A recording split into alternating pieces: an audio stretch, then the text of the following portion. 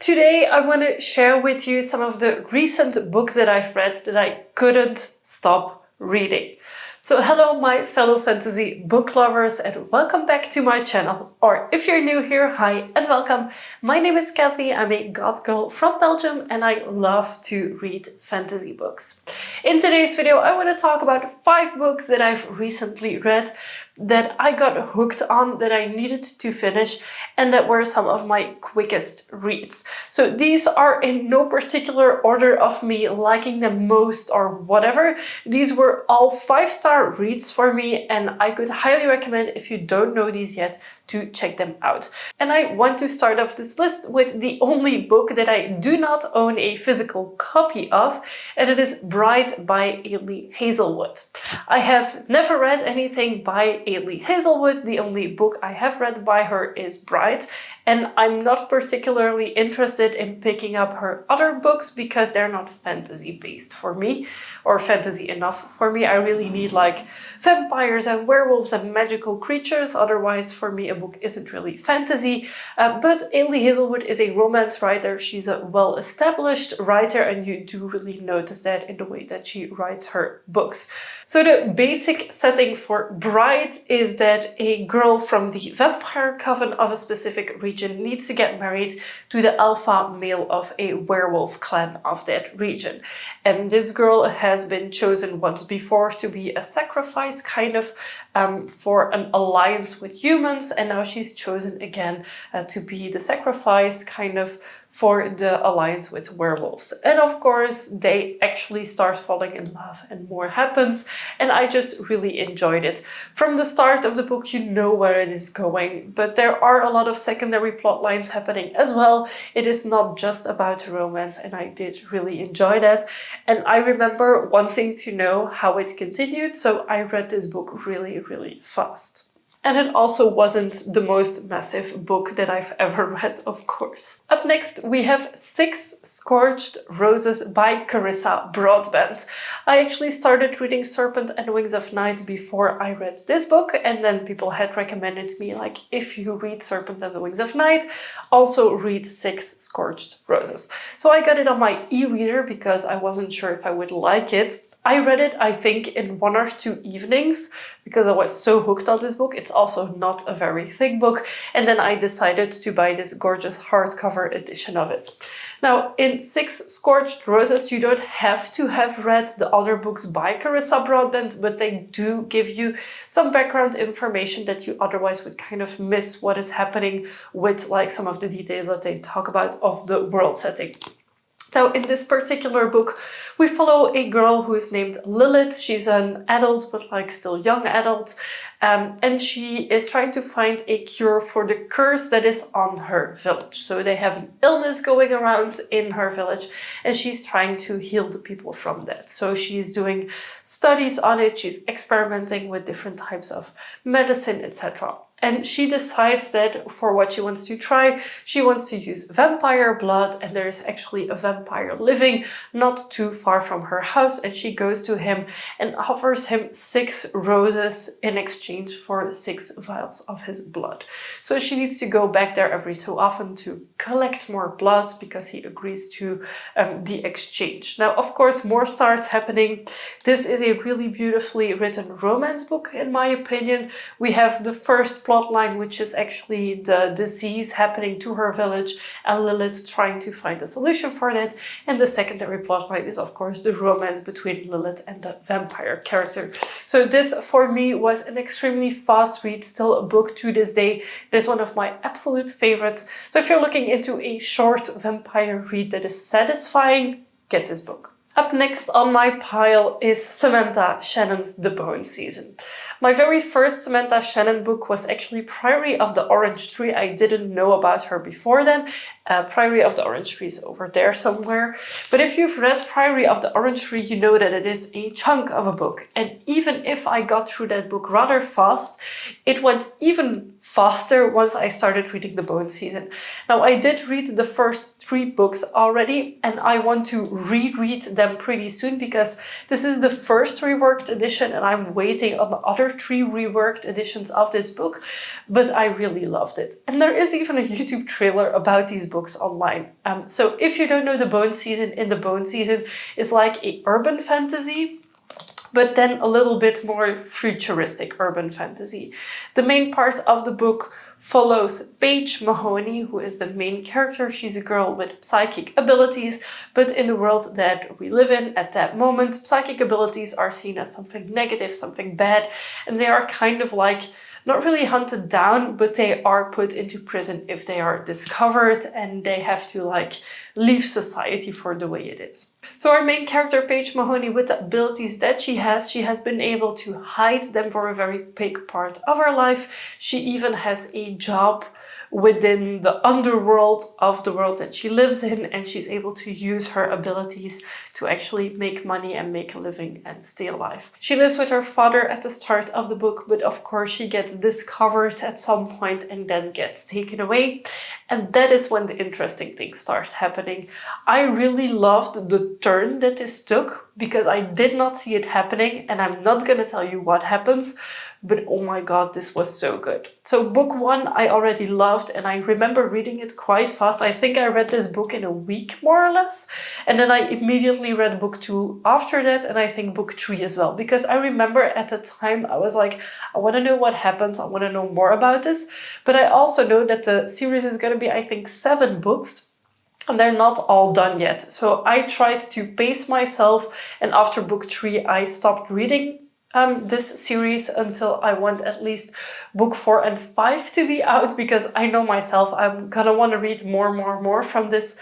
So I'm just taking myself a step back, but I really recommend it to you. If you haven't read it yet, wait a little bit until all the books have been reworked and then start reading them, because the reworks are well worth it. The next book on my pile is a surprise to no one. I think it is Empire of the Vampire by J. Kristoff. You have probably heard me talk about this book if you've seen any of my other favorites videos, because this book has a very special place in my heart.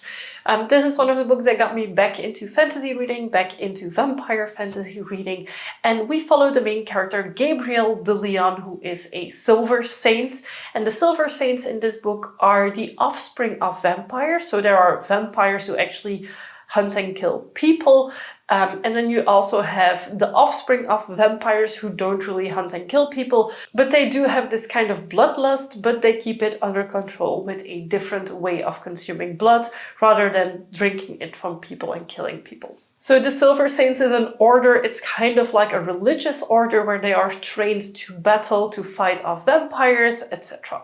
So the main character we follow is the Silver Saint, and in this book we actually get to know his story from when he was young to when he was in the Order of the Silver Saints to the current day. Now in this world setting it is always dark. Something happened X amount of years ago where suddenly the sun got clouded away, and ever since the world has been doom and gloom. So they're trying to find a solution for that. There may or may not be a solution for it, but we start getting like the first steps of this maybe solution in book 1, and in book 2 we continue on to that. But it is like, it's called Day's Death. And the day's death happened, I don't know when exactly, but it also means that they really struggle growing crops, keeping people alive. Potatoes are a very popular plant in this book, and mushrooms, and he absolutely loves them. Not.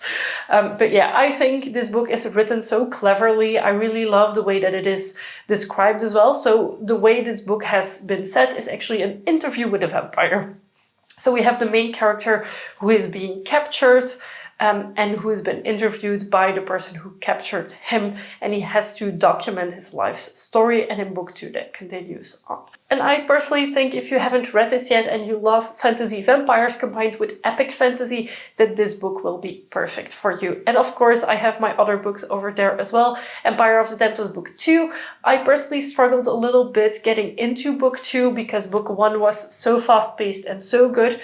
But book 2, after about halfway, I just got into it again. I remember reading this one very fast. Book 2 took me 3 weeks to finish, I think, which is still fine considering they are like pretty big books. And the last book, or should I say books on my list, are Fourwing and Iron Flame by Rebecca Yarros. I know you've probably heard about these books. Chances are very high that if you're into fantasy reading, you've already read them.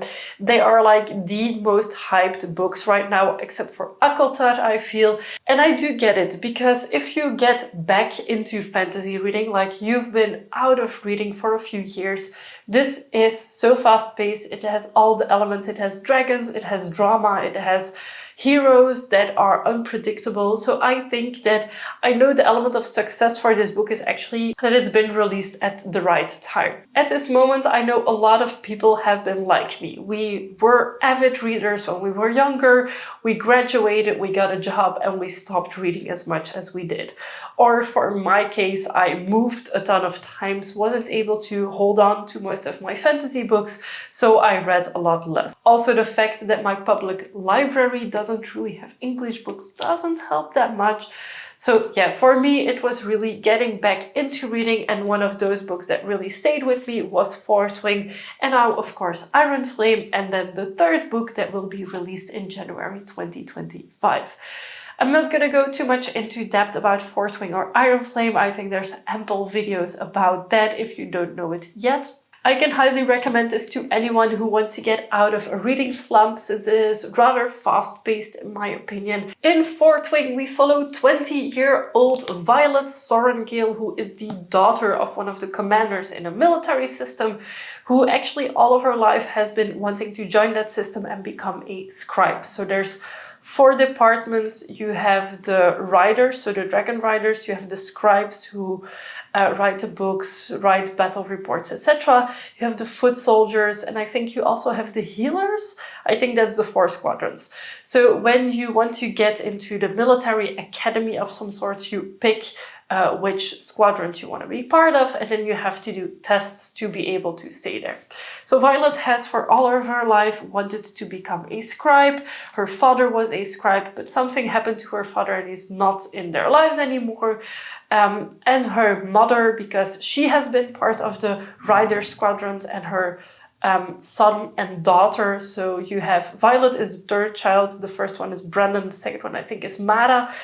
They both are also in the Dragon Squadron, so her mother obliges her, forces her to also go to the Dragon Squadron. Now, of course, if you know a little bit about these books and you also know that there's a book 2, you know that she succeeds at this, and we actually follow her as she goes through all of these trials, all of the training, and then also what happens at the end of book 1 was a serious cliffhanger and actually leads on to what happens in book 2. And now I'm super excited to know what happens in book 3, because the world development for me is growing so much. Because at first you're like, okay, we're in this military system, but what are we fighting against? Why are we fighting against it? And then in book 2 that becomes clearer, and even in book 3 I hope it will develop more. So yeah, for me this was one of the fantasy series that got me back into reading. I read this book super fast, and when I started talking about this book to my partner, he actually started listening to it, because he listens to books, doesn't really read them, and he loved it so much that he didn't only finish the first book but also the second one. And right now, actually today, my special editions of Fairy Loot of this book are going to be delivered, and I'm super excited about it. So yeah, one of the books that I am definitely really happy that they found me at a time of my reading journey and in my life. Now, this book is marketed as a YA fantasy. It's kind of in the same realm as Akotar, so there is some adult action going on in these books.